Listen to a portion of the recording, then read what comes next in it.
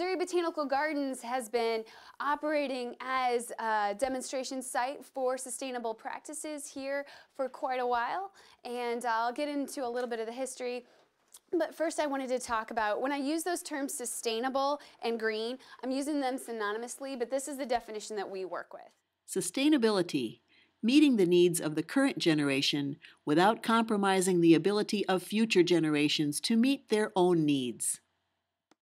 So I don't know if you've talked anything about definitions in your course at all. Forgive me if you have, but this is pretty important to us because we're starting to see a lot of businesses, as they make that attempt to go greenwash their services or products. So what do you think I mean by greenwash?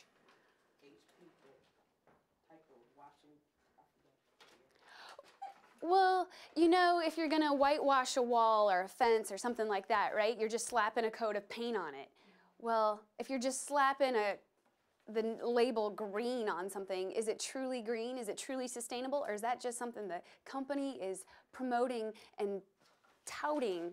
Or is it actually truly sustainable? So that's that term greenwashing. And so we're seeing a lot more of that, of people using it as a marketing claim and not so much as like true something that's going to impact future generations. So that's why we start here in this room with this definition, because we want to make sure everybody's aware of what we mean by sustainability. This definition comes from the Brundtland Commission. United Nations did that back in the 90s.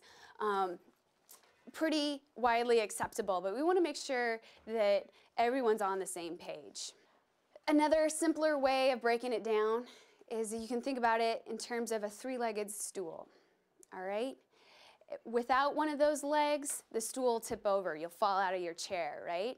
So those three legs that hold up this whole concept, in order for something to be truly sustainable, it has to be good for three different things. We call it the 3 Ps. One of those, obviously, is the planet, right? We're talking about it's got to be good for natural resources, for the planet. The other Ps, any guesses as to what those might be? Plants. Well, that comes with planet. So, yeah. People. People. Yeah, that makes up a huge part of this sustainable equation. It's got to be good for people, meaning it's got to be healthy, it's got to be just, right? So when we're talking about making green products, are the people that make those products paid a fair wage? So people, planet, the last one, the last P, profit. It's got to be good for business. We have to talk about money a little bit, right? We live in a capitalistic society. We can't just throw, you know, that whole structure out the window. If it's not good for the economy, it's not good for us, right? So we got to think about the whole picture, that three-legged stool, 3 Ps. Sustainability means thinking and actions that are healthy and just for people, sensible for our economy, and using Earth's resources with care. A balance of people, planet, profit in all our decisions. A sustainable future? It's in all our hands.